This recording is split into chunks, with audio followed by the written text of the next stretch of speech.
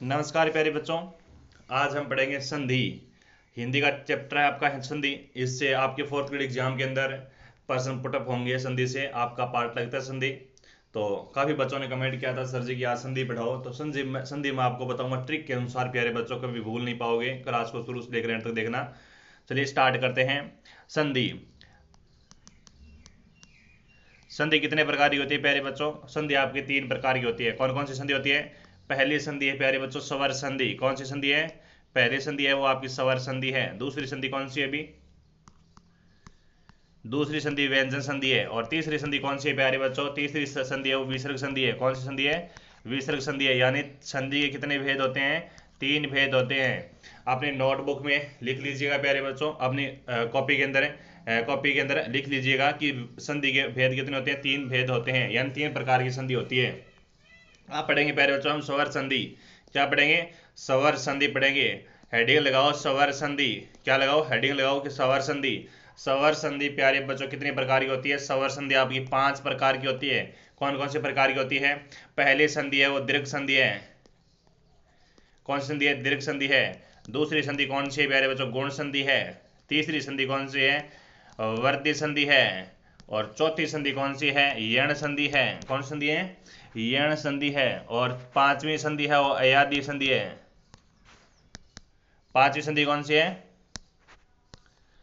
पांचवी संधि है वो अयादी संधि है। तो संधि स्वर संधि कितने भेद होते हैं? पांच भेद होते हैं। दीर्घ संधि, दीर्घ, बिल्कुल दीर्घ ऐसे लिखा जाता है, दीर्घ संधि और गुण संधि, वर्ध्य संधि, तो यण संधि और अयादी संधि। कितने भेद हो गए? पांच भेद हो गए। अब हमें पार्ट बाय पार्ट है वार्ड में बढ़ चुके हैं और वार्ड के अनुसार पढ़ेंगे हम। पहला वार्ड पढ़ेंगे हम दीर्घ संधि, दूसरा पढ़ेंगे गुण संधि, तीसरा वर्दी, चौथा यण, पांचवें अयादी।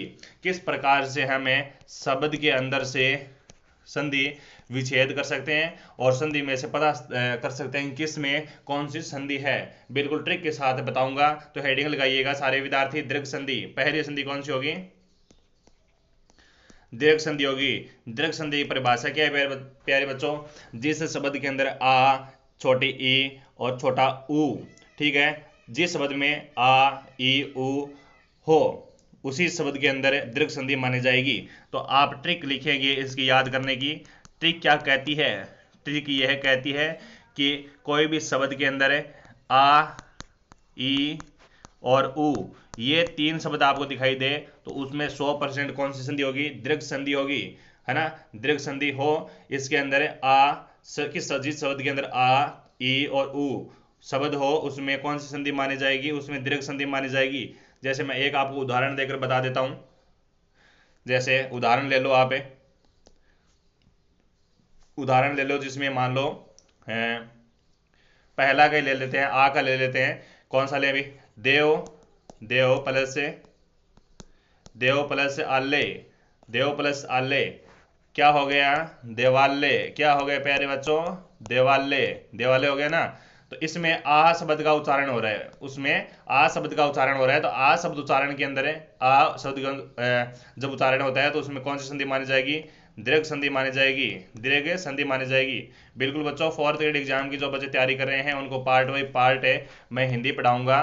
बिल्कुल पार्ट बाई पार्ट समझाऊंगा ताकि बच्चों की हेल्प हो सके। तो क्लास को एक बार लाइक जरूर करेंगे भी। हमारी दूसरी संधि कौन सी थी भी? हमारी दूसरी संधि कौन सी थी बच्चों? दूसरी संधि थी, हमने कौन सी संधि लिखी थी? अरे दूसरी संधि कौन सी लिखी थी? दूसरी संधि लिखी थी हमने गुण। कौन सी संधि लिखी थी? गुण। गुण शब्द की ट्रिक क्या कहती है? गुण शब्द की ट्रिक ये कहती है कि जिस शब्द के अंदर है ए और ओ और ये रे, ऊपर वाला रे ना, जैसे हम लिखते हैं ना महर्षि, महर्षि लिखते हैं ना, तो ये रे लिखते हैं ना। कौन सा रे लिखते हैं? ये रे लिखते हैं भी, ये रे लिखते हैं ना, ये रे। ठीक है, जिस शब्द के अंदर ये रे हो, ठीक है, जिस शब्द के अंदर ये रे हो, ऊपर वाला रे हो, उसमें कौन संधि मान जाएगी भी? उसमें भी आपकी ये गुण संधि मान जाएगी। जैसे ये आपका रे हो, उसमें ए, क्या ए और ओ, ये ओ है, ये ओ है, ठीक है। ए ओ और ये रे ऊपर वाला, ये जिसमें शब्द में आपको दिखाई देगा उसमें कौन संधि मानी जाएगी प्यारे बच्चों? 100% है, गुण संधि मानी जाएगी। और गुण संधि का मैं एक आपको उदाहरण देकर बताऊंगा यहाँ पर। गुण संधि के अंदर एक मैं आपको उदाहरण देकर बताऊंगा। जैसे मेरा ही नाम ले लो बच्चों, सुर प्लस इंदर है, सुर प्लस है इंदर है, ये मेरा नाम है, ठीक है। तो इसकी संधि विच्छेद की हम बात करेंगे तो सुर प्लस इंदर में कौन सी संधि होगी? सुरेंद्र। कौन संधि होगी? गुण संधि होगी। सुरेंद्र में कौन सी संधि होगी प्यारे बच्चों? गुण संधि होगी। गुण संधि होगी। सुर प्लस इंदर इसके अंदर है, सुरेंद्र में ये आपकी कौन सी संधि होगी? गुण संधि होगी। तो ये 2 नंबर संधि हमारी कंप्लीट होगी। 3 नंबर संधि की हेडिंग डालो बच्चों। 3 नंबर संधि है वो वर्दी संधि है। कौन संधि है? वर्दी संधि है। और वर्दी संधि की ट्रिक क्या कहते हैं याद करने के लिए? जिस शब्द के अंदर है, जिस शब्द के अंदर है, जिस शब्द के अंदर ए और ओ ये हो उसमें क्या होगी?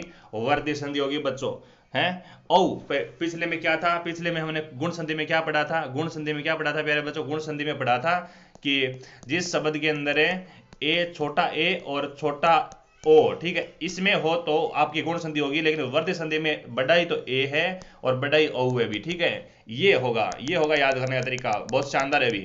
गुण संधि और वर्द संधि मिलती जुलती है ना। तो जिस शब्द के अंदर ए और ओ हो उसमें क्या मानी जाएगी? उसमें वर्दी संधि प्यारे बच्चों आपकी मानी जाएगी। जैसे मान लो मैं आपको उदाहरण देकर बताऊं, एक उदाहरण देकर समझाना पड़ता है बच्चों को, ये तो समझ नहीं आता है। जैसे एक प्लस एक प्लस एक है, एक प्लस एक एक है, क्या हो गया अभी? ए, दो के ए, दो डंडा लागे ना के ऊपर, के ऊपर दो डंडे लागे, दो डंडे लगने का मतलब होता है औ के, ठीक है। इसका अंदर है कौन सी संधि मानी जाएगी? वर्दी संधि मानी जाएगी, वर्दी संधि। चलो 3 नंबर संधि कंप्लीट होती है हमारी। 4 नंबर संधि देखते हैं हम। 4 नंबर संधि देखते हैं। 4 नंबर संधि हमने पढ़ी थी यण संधि। कौन संधि पढ़ी थी? यण संधि। यण संधि याद रखना लवर है।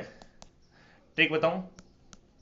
लवर है, याद रखना ये लवर है। मतलब है जिस शब्द के अंदर ये जिस शब्द के अंदर ये व और रे, ये तीनों शब्द आपको जहां पर दिखाई दे उसमें कौन संधि मान जाएगी? यण संधि मान जाएगी। ये लवर यवर, ठीक है। ये तो आपकी ट्रिक है याद करने की है ना। तो यण संधि के अंदर आपकी एक उदाहरण देकर बताऊंगा मैं आपको। यण संधि के अंदर जैसे मान लो कोई भी आधा वर्ण हो, जैसे हमने क्या लिखा, क्या लिखा, तो इसमें आधा वर्ण है, ठीक है। आधा वर्ण इनमें से कोई होगा ना, आधा वर्ण इनमें से, तो दोस्तों आपकी यण संधि मानी जाएगी। याद रखना, जिसमें आधा वर्ण हो उसमें क्या मान जाएगी?